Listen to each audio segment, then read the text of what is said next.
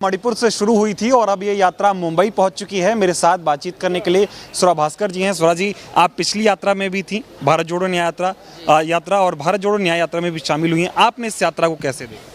नहीं, मुझे लगता है कि देखिए, हमारे जैसे जो लोग हैं जो नफ़रत की इस राजनीति में विश्वास नहीं रखते हैं, जो पिछले 10 साल से इस देश में चलाई जा रही है, उन लोगों के लिए अक्सर बहुत निराशा और हताशा का वक्त होता है।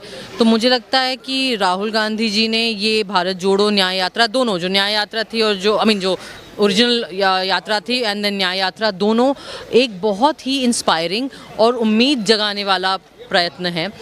मुझे लगता है कि एक तरीके से जिस किस्म की सत्ताधारी राजनीति है, उस पूरे डिस्कोर्स को पूरी तरह से ट्रांसफॉर्म करने का एफर्ट है ये, और मुझे लगता है वो सक्सेसफुल हुए हैं, क्योंकि मैं दोनों जगह आई हूँ और जिस तरीके से लोग जुड़े हैं, जिस तरीके से नॉट जस्ट कांग्रेस के वर्कर्स, ऑफ कोर्स वो तो आएंगे ही, पर उसके अलावा जिस तरीके से आम जनता जुड़ी है, वो आपको ये फीलिंग दिलाता है कि नहीं यार, हिंदुस्तानी जो है, हर हिंदुस्तानी के दिल में नफरत नहीं है।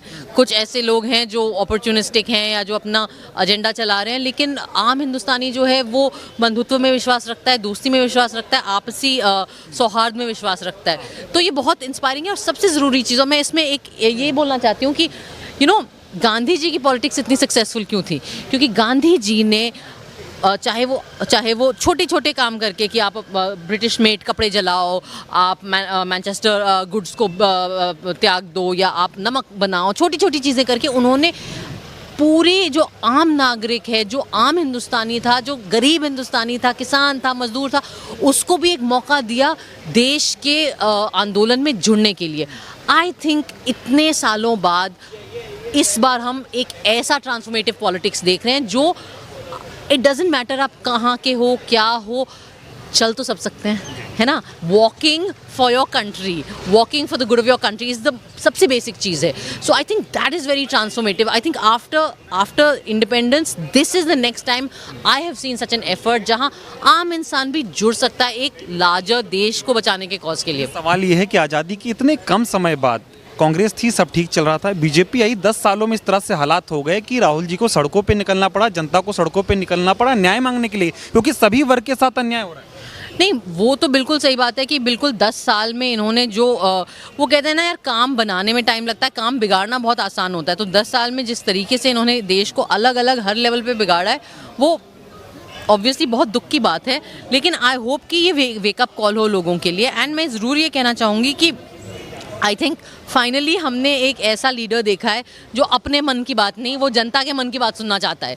ऐसे तो बहुत हैं जो अपने मन की बात ज़बरदस्ती में सुनाते रहते हैं हर माध्यम से, पर first time in our time I am seeing a leader जो सड़कों पे निकल के लोगों को बुला के कह रहा है कि मैं सुनूंगा आपकी बात, मुझसे बात करो। वो बहुत एज आई सेड अगेन उम्मीद जगाने वाली बात है। And I think it's very impressive यार। गांधी जी निकले थे भारत की पदयात्रा करने, उसके बाद कन्याकुमारी से कश्मीर, मणिपुर से मुंबई, मतलब इंडिया का लेंथ और ब्रेथ स्पैन कर लिया है।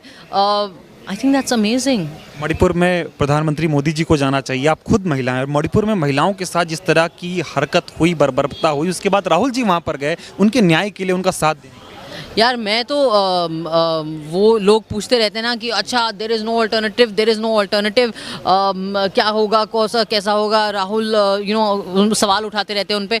मैं तो बोलती हूँ कि कुछ बोलने की ज़रूरत नहीं है, उनके एक्शंस देख लो। जो काम प्रधानमंत्री को करना चाहिए था, आप इतने दिन हो गए, आप पूरी दुनिया घूम के आ रहे हो, यहाँ वहाँ इन्फ्लुएंसर टाइप वीडियोस बना रहे हो, पानी के अंदर जा रहे हो, आप मणिपुर जाने का आपको टाइम नहीं मिला।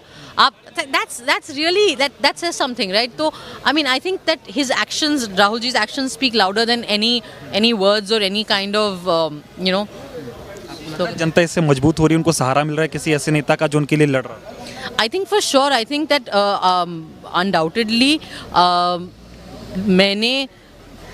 मैंने देखा है कि राहुल गांधी लोगों को उम्मीद है। I don't talk about anybody else, मुझे उम्मीद दिखी है 2000 अभी 21-22 के बाद से, जब से आप लोगों ने ये भारत जोड़ो यात्रा शुरू करी है, मैं एक सिटीज़न हूँ, मैं नागरिक हूँ, मैं जनता का हिस्सा हूँ। मेरे अंदर उम्मीद जगी और मैं 100% कह सकती हूँ कि जो मैंने देखा, बहुत सारे ऐसे लोग हैं यार, मैंने लोगों को आके उनके बाहों में रोते हुए देखा है, अपनी बात बताते हुए। So I mean that says something. एक आखिरी सवाल पूछूंगा कि जिस तरह से देश में अभी तानाशाही का माहौल है, अत्याचारी का माहौल है, जो भी उसको बोल रहा है सरकार के खिलाफ, किसी को देशद्रोही बोला जा रहा है, किसी को कुछ बोला जा रहा है, ऐसे में लोग अब सड़कों पर उतर आए हैं, यानी कि सरकार के खिलाफ उनका गुस्सा अब सड़कों पर दिखने लगा है, तो उम्मीद है कि कुछ परिवर्तन होगा। डेफिनेटली होगा। एंड जैसा कि मैंने कहा कि देखिए, हताश होना, निराशा होना, निहिलिस्टिक होना, डिप्रेस्ड होना, ये प्रिविलेज हमारे पास है नहीं। ठीक है, हमारा देश खतरे में। It's very simple, we don't have the privilege कि हम लापरवाह बने, आलसी बने या ऐसे अपनी डिप्रेशन में पड़े रहे।